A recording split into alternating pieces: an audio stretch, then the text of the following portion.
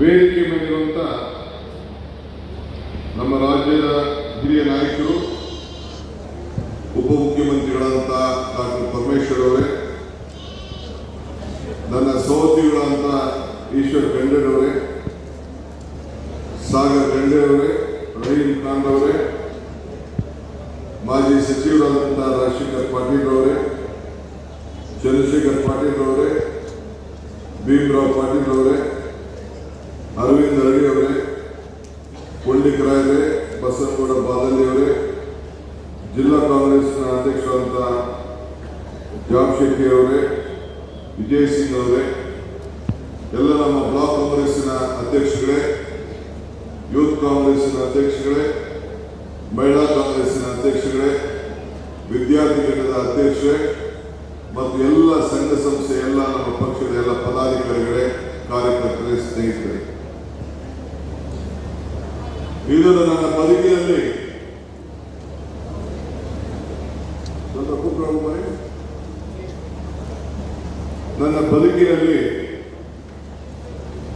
ಶಾಶ್ವತವಾಗಿ ನೆನಪಿಡುವಂತ ಒಂದು ದಿನ. ಡಾಕ್ಟರ್ ಪರಮೇಶ್ವರ್ ಹೇಳಿದಂಗೆ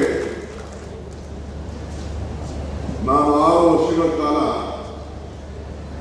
6 ವರ್ಷ 3 ತಿಂಗಳು ಕಾಂಗ್ರೆಸ್ ಪಕ್ಷದ ಅಧ್ಯಕ್ಷನಾಗಿ ಶ್ರೀಮತಿ ಸೋನಿಯಾ ಗಾಂಧಿ ಅವರು, ರಾಹುಲ್ ಗಾಂಧಿ ಅವರು ನನಗೆ ಅವಕಾಶವನ್ನು ಮಾಡಿಕೊಟ್ಟರು. ಅದಾದ ಮೇಲೆ ಎಂಥ ಪರಿಸ್ಥಿತಿಯಲ್ಲಿ ನನ್ನನ್ನು ಆಯ್ಕೆ ಮಾಡಿದ್ರು ಅಂದರೆ, ಆಗ್ತಾನೆ ಜೈಲಿಂದ ಬಂದಿದ್ದೆ, ಗುಂಡ್ರಾಯರು ರಾಜೀನಾಮೆ ಕೊಟ್ಟಿದ್ರು, ಬೈ ಎಲೆಕ್ಷನ್ನಲ್ಲಿ ಸೋತಿದ್ದು, ನಮ್ಮ ಸಿದ್ದರಾಮಯ್ಯ ಸಾಹೇಬರು ಕೂಡ ಅವರು ಕೂಡ ನಾನು ಮಾಡೋ ರೆಸ್ಪಾನ್ಸಿಬಿಲಿಟಿ ಇಟ್ಕೊಂಡು ನಾನು ರಾಜೀನಾಮೆ ಕೊಡ್ತೀನಿ ಅಂತೇಳಿ ಅವರು ಕೂಡ ರಾಜೀನಾಮೆ ಕೊಟ್ಟಿದ್ದರು. ಆಗ ಕೋವಿಡ್ ಕೂಡ ಬಂತು, ಒಬ್ಬರೊಬ್ಬರು ಮಾತಾಡ್ತಿರ್ಲಿಲ್ಲ, ಪೇಪರ್ ಹಾಕೋರು ಕೂಡ ರೂಮ್ ಕೆಳಗಡೆ ಪೇಪರ್ ಹಾಕ್ತಿದ್ರು, ಇನ್ನೊಬ್ರು ಮನೆಗೆ ಹೋಗ್ತಿರ್ಲಿಲ್ಲ, ಬೇಕಾದಷ್ಟು ಹೆಣಗಳು ರಾಶಿ ರಾಶಿ ರಾಶಿ ಬೀಳ್ತಾ ಇದ್ರು. ಭೀಕರವಾದಂತಹ ದೊಡ್ಡ ಸಂದರ್ಭದಲ್ಲಿ ನನ್ನ ಅಧ್ಯಕ್ಷರಾಗಿ ಮಾಡೋಣ, ಅಧಿಕಾರ ತೆಗೆದುಕೊಳ್ಳಕ್ಕಾಗಿಲ್ಲ, ನಿಮ್ಮನ್ನೆಲ್ಲ ಕರೆಸಿ. ಆಗ ಒಂದು ಉಪಾಯ ಹುಡುಕಿ ನಾನು ಒಂದು ಪ್ರತಿಜ್ಞಾ ಕಾರ್ಯಕ್ರಮ ಅಂತೇಳಿ ಝೂಮ್ ಮುಖಾಂತರ ಸುಮಾರು 11,000 ಪಂಚಾಯತಿಗಳಲ್ಲಿ ಮತ್ತು ವಿವಿಧ ಕಡೆ ನೀವೆಲ್ಲ ಸೇರಿ ನಿಮ್ಮ ಊರಲ್ಲೇ ಸೇರಿ ಬರೀ ನಾನು ಭಾರತ್ ಜೋಡೋ ಭವನದಲ್ಲಿ ಮಾತ್ರ ಆ ಒಂದು ಪ್ರತಿಜ್ಞೆಯನ್ನು ತೆಗೆದುಕೊಂಡು ನಿಮ್ಮೆಲ್ಲರಿಗೂ ಕೂಡ ವೀಕ್ಷಣೆ ಮಾಡುವಂತ ಒಂದು ಅವಕಾಶವನ್ನು ಮಾಡಿಕೊಟ್ಟೆ. ಅಲ್ಲಿಂದ ಇಲ್ಲಿವರೆಗೂ ಕೂಡ ನಮ್ಮ ಪಯಣ ಒಳ್ಳೊಳ್ಳೆ ಅನೇಕ ಘಟನೆಗಳನ್ನ ಸಾಕ್ಷಿಗುಡ್ಡೆಯಾಗಿ ಇವತ್ತು ನಿಂತಿದೆ. ಎಲ್ಲ ಚುನಾವಣೆಗಳು ಕೂಡ ಎದುರಿಸಿದ್ದೇವೆ, ಸ್ಥಳೀಯ ಸಂಸ್ಥೆ ಚುನಾವಣೆಯನ್ನು ಎದುರಿಸಿದ್ದೇವೆ, ವಿಧಾನಸಭಾ ಚುನಾವಣೆಯನ್ನು ಎದುರಿಸಿದ್ದೇವೆ. ಈ ರಾಜ್ಯದಲ್ಲಿ ಡಬಲ್ ಇಂಜಿನ್ ಸರ್ಕಾರ ಈ ರಾಷ್ಟ್ರದಲ್ಲಿತ್ತು. ಕೇಂದ್ರದಲ್ಲಿ ಬಿಜೆಪಿ ಸರ್ಕಾರ, ಬಲಿಷ್ಠವಾದ ಬಿಜೆಪಿ ಸರ್ಕಾರ, ಕರ್ನಾಟಕ ರಾಜ್ಯದಲ್ಲಿ ನಮ್ಮೆಲ್ಲ ನಮ್ಮ ಪಕ್ಷದ ಕೆಲವರು ಉದ್ಯೋಗಿಗಳನ್ನು ಕರ್ಕೊಂಡು ಒಂದು ಅವ್ರದೇ ಸರ್ಕಾರವನ್ನು ಮಾಡಿ ನಮ್ಮ ಕಾರ್ಯಕರ್ತರಿಗೆಲ್ಲ ಶಕ್ತಿಯನ್ನು ತುಂಬಿಸಿತ್ತು. ಅಂತ ಸಂದರ್ಭದಲ್ಲಿ ಈಶ್ವರ್ ಖಂಡ್ರೆ ಅವರು ಕಾರ್ಯದರ್ಶಿಯಾಗಿ ಕೆಲಸವನ್ನು ನನ್ನ ಜೊತೆ ಮಾಡಿದ್ರು. ನಾವೆಲ್ಲ ಸೇರಿ ಒಟ್ಟಿಗೆ ದುಡಿದು ಈ ರಾಜ್ಯಕ್ಕೆ 136 ಸೀಟನ್ನು ತೆಗೆದುಕೊಂಡು ಬಂದು, ಆದರೆ ನಿಮ್ಮ ಜಿಲ್ಲೆಗೆ ಕನಿಷ್ಠ 5 ಸೀಟ್ ಬರ್ತದೆ ಅಂತೇಳಿ ನಾನು ನಿರೀಕ್ಷೆ ಇದ್ದೆ.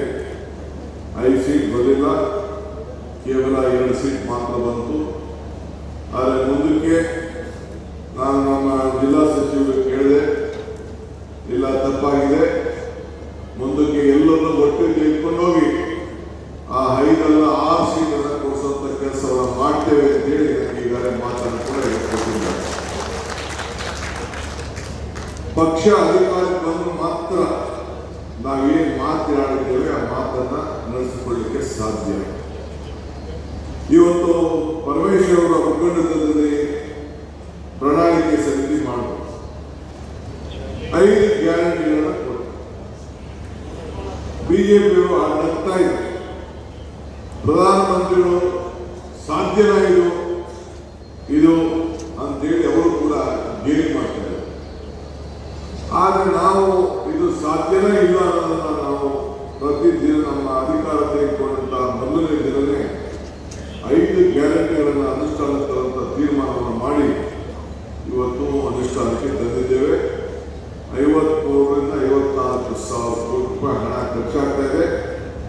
ನಮ್ಮ ಗ್ಯಾರಂಟಿಗಳನ್ನು ನೋಡಿ ಕೇಂದ್ರ ಸರ್ಕಾರ, ಬೇರೆ ಬೇರೆ ಬಿಜೆಪಿ ರಾಜ್ಯಗಳಂತ ಆಡಳಿತದಂತ ಪಕ್ಷಗಳು ಅವರೆಲ್ಲ ಸೇರಿ ನಮ್ಮ ಮಾದರಿ ಗ್ಯಾರಂಟಿಗಳನ್ನ ಅದಕ್ಕೆ ಬೇರೆ ಬೇರೆ ಹೆಸರನ್ನ ಕೊಟ್ಟು ಇವತ್ತು ಇಡೀ ರಾಷ್ಟ್ರದಲ್ಲಿ ಕಾಂಗ್ರೆಸ್ ಸರ್ಕಾರ ಕರ್ನಾಟಕ ರಾಜ್ಯದಲ್ಲಿ ಏನು ಪಕ್ಷ ಅನುಷ್ಠಾನಕ್ಕೆ ತಂದು ಇಡೀ ದೇಶಕ್ಕೆ ನಮ್ಮ ಗ್ಯಾರಂಟಿ ಮಾದರಿಯಾಗಿದೆ.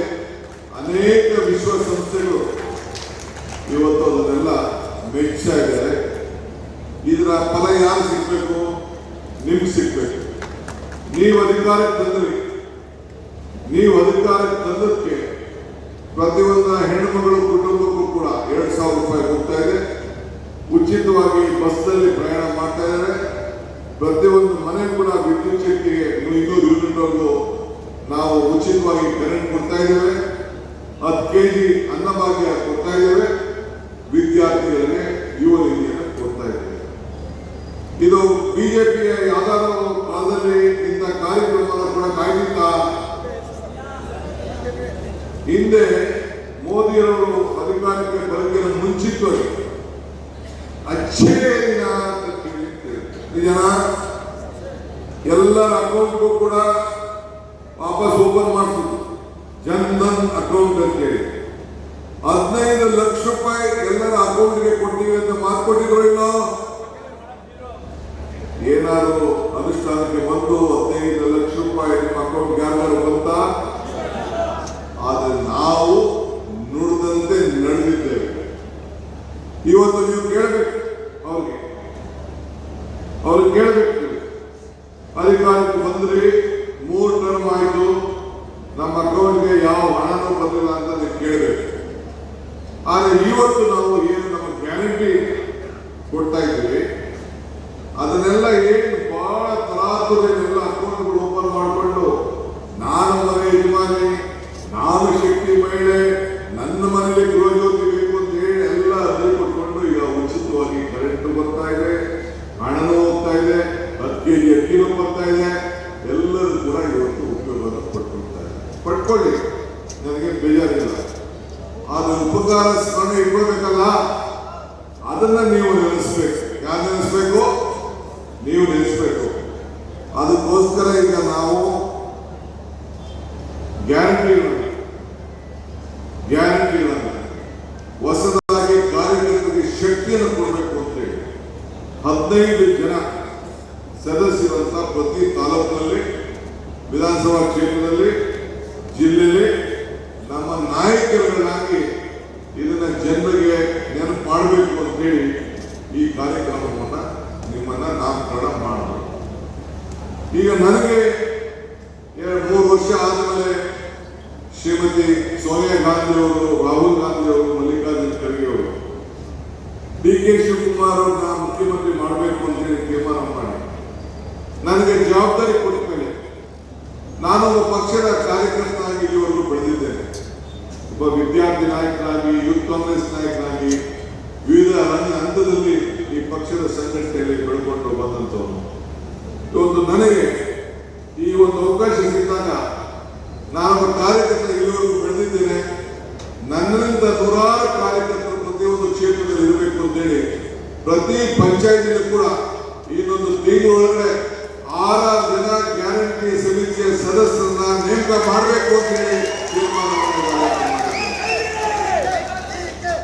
ಸೊ ಅದನ್ನ ನಮ್ಮೆಲ್ಲ ಶಾಸಕರು, ನಮ್ಮ ಜಿಲ್ಲಾ ಸಚಿವರುಗಳು, ಗ್ಯಾರಂಟಿ ಸಮಿತಿಯ ಮುಖಂಡರು ಆ ಜವಾಬ್ದಾರಿ ತೆಗೆದುಕೊಂಡು ಇನ್ನೊಂದು ತಿಂಗಳೊಳಗಡೆ ಅವರೆಲ್ಲ ನೇಮಕವನ್ನು ಮಾಡಿ ಇವತ್ತು ಮತ್ತೆ ಅದನ್ನ ಮರುಪರಿಶೀಲನೆಯನ್ನು ಮಾಡ್ತಾರೆ. ಮರುಪರಿಶೀಲನೆ ಕೆಲವರು ಒಂದೇ ಅಕೌಂಟ್ಗೆ ಇಬ್ಬಿಬ್ರು ದುಡ್ಡು ಹೋಗ್ತಾ ಇದೆ.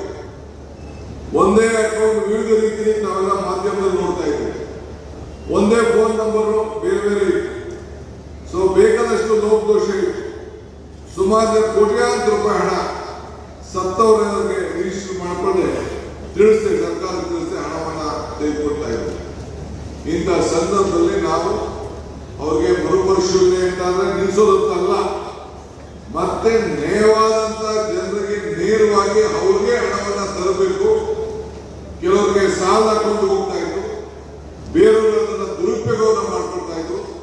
ಅದನ್ನ ತಪ್ಪಿಸ್ಬೇಕು ಅಂತೇಳಿ ನೇರವಾಗಿ ಯಾರ ಫೋನ್ ನಂಬರ್ ಇದೆ ಈಗ ಸರಿಯಾದ ಫೋನ್ ನಂಬರ್ ಅನ್ನ ಪಡ್ಕೊಂಡು ಎಲ್ಲರೂ ಕೂಡ ಅರ್ಹರಿಗೆ ಕೊಡಬೇಕು ಅಂತೇಳಿ ಈ ತೀರ್ಮಾನವನ್ನು ಮಾಡಿ ಇವತ್ತು ಮತ್ತೆ ನಾವು ತೀರ್ಮಾನವನ್ನು ಮಾಡ್ತಾ ಇದ್ದೇವೆ.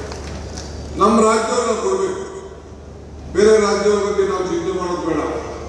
ಅಲ್ಲೆಲ್ಲಿಂದ ಕೆಲಸಕ್ಕೆ ಬಂದವರಿಗೆಲ್ಲ ನಾವು ತಿಳ್ಕೊಳ್ಳೋಕೆ ಆಗುದಿಲ್ಲ.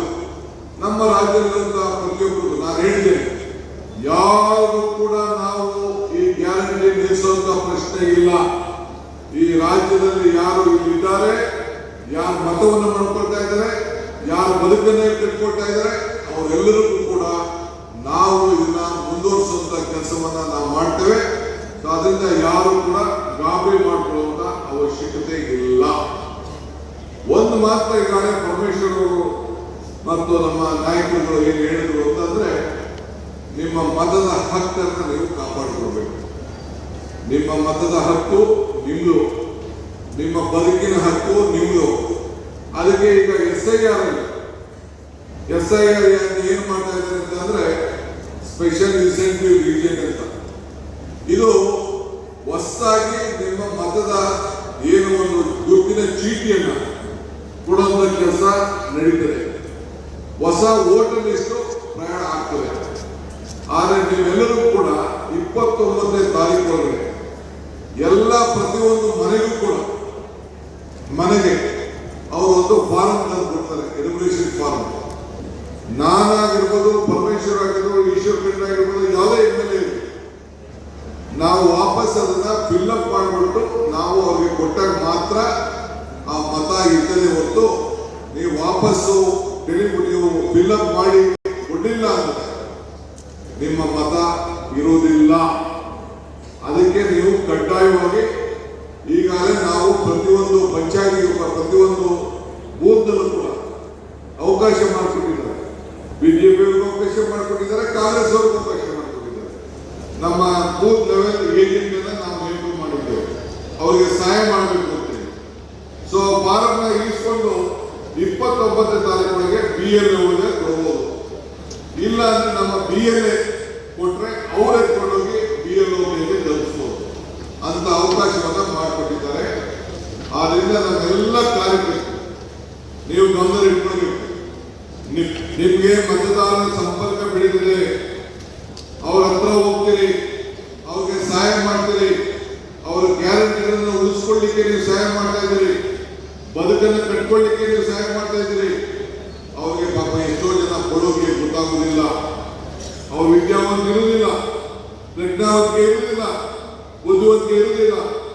ನಿಮ್ಮನ್ನ ಪಕ್ಷ ಇವತ್ತು ನೇಮಕವನ್ನು ಮಾಡಿ BLA 2 ಅಂತ ನೇಮಕ ಮಾಡಿ ನಿಮಗೆ ಈ ಒಂದು ಜವಾಬ್ದಾರಿಯನ್ನ ಸಂವಿಧಾನದಲ್ಲಿ ಎಲೆಕ್ಷನ್ ಕಮಿಷನ್ ಅವರು ಕೊಟ್ಟಂತ ಶಕ್ತಿಯಿಂದ ಇವತ್ತು ನೀವೆಲ್ಲ ಅವ್ರಿಗೆ ಕಾಪಾಡುವಂತ ಕೆಲಸ ಆಗ್ತದೆ. ಆದ್ರಿಂದ ನಾನು ನಮ್ಮ ಖಂಡ್ರೆ ಸಾಹೇಬರಿಗೆ ಹೇಳಿದ್ದೇನೆ, ನಾನು ಫಸ್ಟ್ ನಮ್ಮ ಕಾರ್ಯಕರ್ತರನ್ನ ನಾನು ಭೇಟಿ ಮಾಡಬೇಕು. ನೀವೇ ನಮ್ಮ ಪಕ್ಷಕ್ಕೆ ಆಧಾರ ಸ್ತಂಭ. ಈ ರಾಜ್ಯದಲ್ಲಿ ಮತ್ತೆ ಅಧಿಕಾರಕ್ಕೆ ತರೋರು ನೀವೇ, ಈಗ ಅಧಿಕಾರಕ್ಕೆ ತಂದಿರೋರು ನೀವೇ. ಆದ್ರಿಂದ ನಿಮ್ಗೆ ನಾನು ತಿಳುವಳಿಕೆಯನ್ನು ಕೊಡುವಂತ ಕೆಲಸವನ್ನು ಮಾಡಬೇಕು, ನಿಮ್ಗೆ ಶಕ್ತಿಯನ್ನು ಕೊಡುವಂತ ಕೆಲಸ ಮಾಡಬೇಕು. ಇದನ್ನ ತಾವು ನಮಗೆ ನಾನು ಹೇಳಲಿಕ್ಕೆ ಬಯಸ್ತೇನೆ. ಆಯ್ತಪ್ಪ, BJP ನಡೆದವರು ಅಧಿಕಾರದಲ್ಲಿತ್ತು, ಇಂಥದ್ದು ಯಾವ್ದಾದ್ರು ಒಂದು ಬಡವರಿಗೆ ಸಹಾಯ ಮಾಡುವಂತ ಕಾರ್ಯಕ್ರಮ ಮಾಡಿದ್ರ? ಒಂದು ಹಕ್ಕಿ ಕೊಟ್ಟಿದ್ರ? ಒಂದು ಹಕ್ಕಿ ಓಲಿ ಬೇಡ, ಇಂದ ಯಾವ್ದಾದ್ರು ಒಂದು ವಿದ್ಯುತ್ ಶಕ್ತಿ. ಇವತ್ತು ರೈತರಿಗೆ 20,000 ಕೋಟಿ ರೂಪಾಯಿ ವೆಚ್ಚದ ಹಣ ಈ ರೈತರಿಗೆ ಫ್ರೀ ಕರೆಂಟ್